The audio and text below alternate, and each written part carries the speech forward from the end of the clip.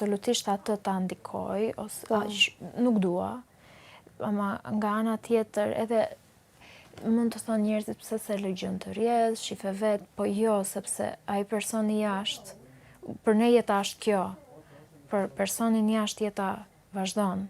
Po. Edhe është normal siç ka qenë.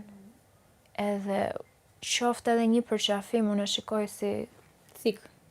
po.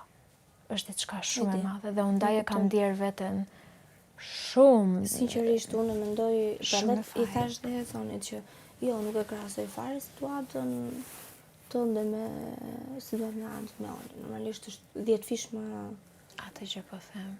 Që edhe pse kemi thënë në fillim që ta lëm situatën, të shohim si do shkoj, ajo gjëja është aty.